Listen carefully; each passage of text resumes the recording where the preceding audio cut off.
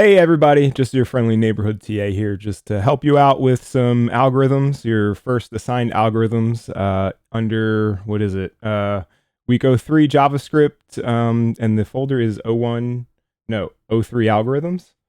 I'm going to do this raw and edited, and I haven't looked at the solutions yet, so you can see how I think about things. Before we get started, we have not gone over functions yet, and I mentioned this on Slack a little bit. But if you wanted to read up on them, because I'm not going to go too detailed into them at the moment, just know that there are ways to, if you end up writing the same code over and over again to solve a specific problem, you use functions to encapsulate all that. So all you have to do is call this function, and it runs that same code, and you don't have to write like the same for loop 10 times in your code.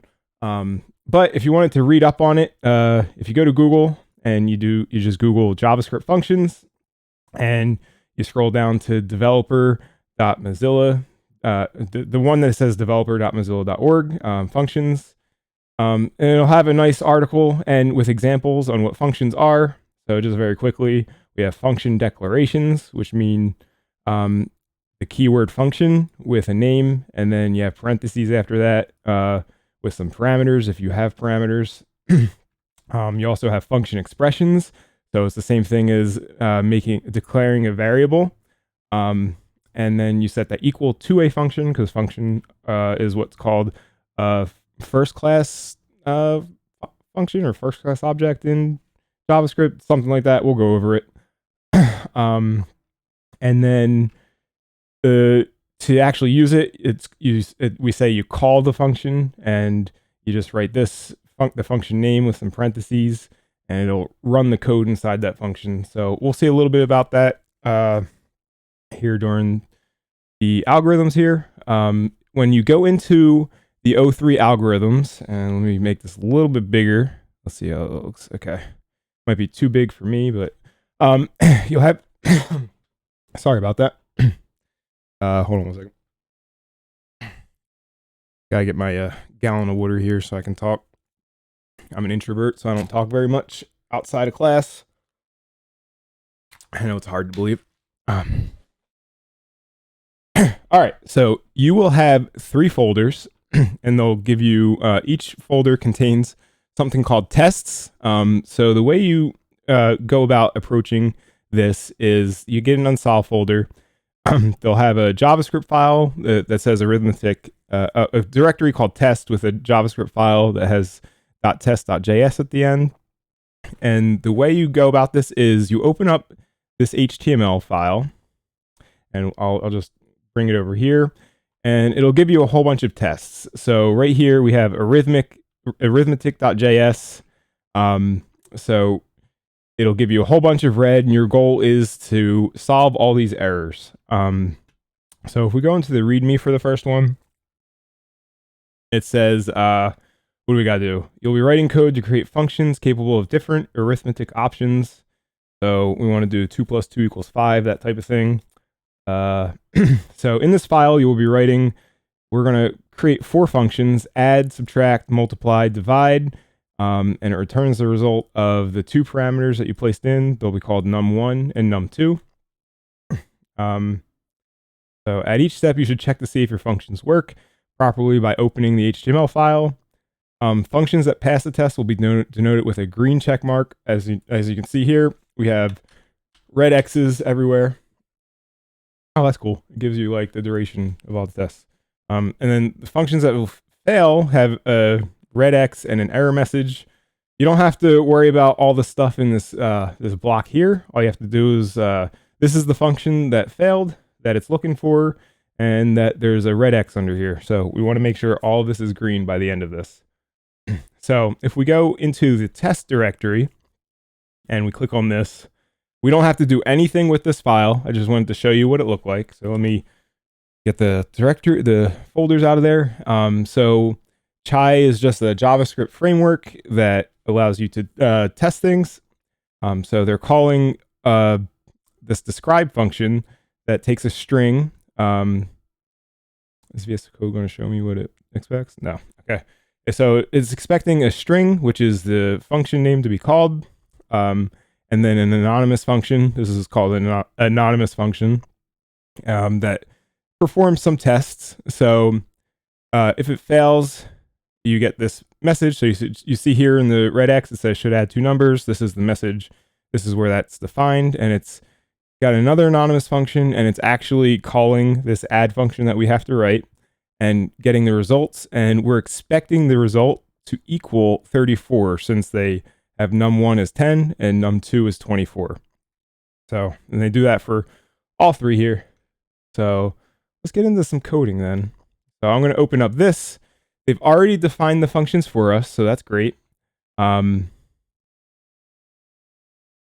They use var here. I'm not a fan, so what I'm going to do, I'm going to highlight all of those, and I'm going to just say const, just because it's best practice at this point in time. So we're going to start off by, we just want to get each one to a green check mark. So right here we have add, and if we go to the README and I render that out, it says the add should return the result of num1 plus num2. And here it says should add the 2 numbers. So that's easy. The README, does it tell you have to return it? Yep. So it says we have to return the results, not console log. So we actually want to return the answer. So that tells me I have to return this, and we're going to pass in 2 numbers, num1 and num2. So if you recall from class, to add 2 numbers, we go num1 plus num2, and we don't have to check if these are actually numbers right now. We're not getting that fancy with it, but if you want it to, I believe you can just cast it as a number for both of these. And if it wasn't a number, it would fail. You'd want to do some if checks. I'm just going to do that for right now. And if I refresh this, this should turn green. So now we got a green check mark. It says should add 2 numbers. So that is currently passing.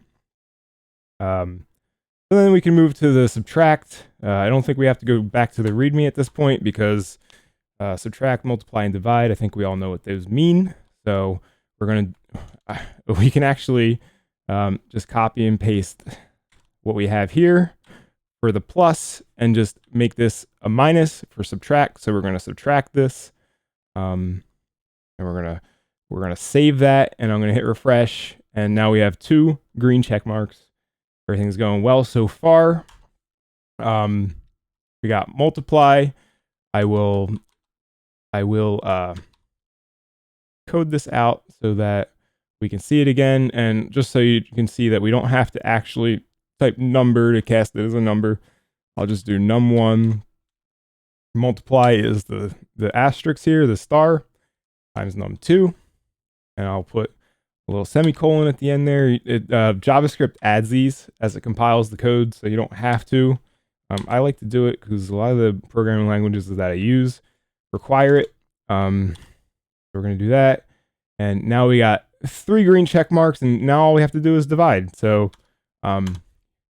normally, so we should divide the first number by the second number. That's important because in division the order matters. So we want num1, num2 to divide num1. So the numerator is num1, the denominator is num2. And there's a huge error with division, so I think we should probably do this. If num2 is less than 0, we're just going to hit return because you can't divide anything by 0. Otherwise, we're just going to return num1 divided by num2, and we're going to do that, and we're going to hit refresh, and now we got 4 green check marks. So we've already got O1 arithmetic done. Now we can go to odd or even. So let's see, let's open up the README. I'm going to go into the unsolved. We have a test again, and then the odd or even JS where we're actually going to code our stuff. But if we go to the README here, and let me render it. I'm rendering it with Control-Shift-V since I'm on Windows here, but if I was on Mac, it would be Command-Shift-V. Odd or even, instructions, open odd or even.js. This is the only file you'll modify. In this file, you'll be coding in the body. of the odd or even function. Okay, if num, the parameter is being passed called num, is evenly divisible by 2, return the string even. So it wants us to return the string even, no console log. And if num is not evenly divisible by 2, return the string odd. You can check to see that your function works properly by opening the test HTML. And again, green check mark, red X mark. Okay, so I'm just going to, oh, not the README. Hello, come back, go back into my folder. All right, so, oh, okay, so I moved it, and now I no longer, what is it? It's got to go in the unsolved. Okay, go in the unsolved. Okay, no, refresh. File not found. Okay, all right. Well, this is what happens when you do it unedited. Go back here. Hello, get in there. There we go. All right.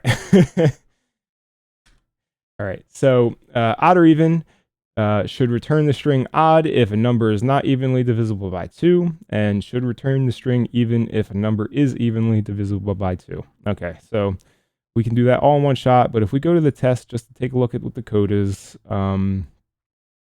so odd or even should return, let me get rid of this, should return string odd, the string odd if it's not evenly divisible by 2, and then it's declaring 777, which is obviously odd.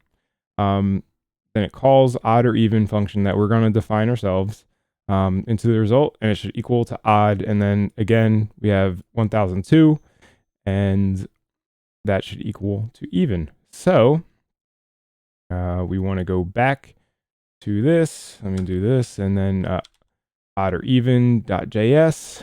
If you want to know what I just did there, I have an entire folder open, the O3 algorithms open. So what I did was I hit Control P, and it allows me to search for file names. So I just typed in odd or even, and odd or even.js pops up. So I just clicked on that to open it.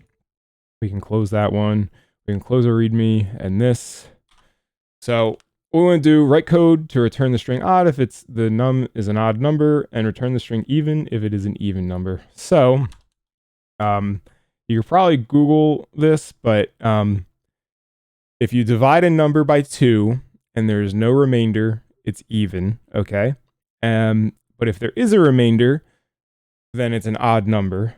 So I don't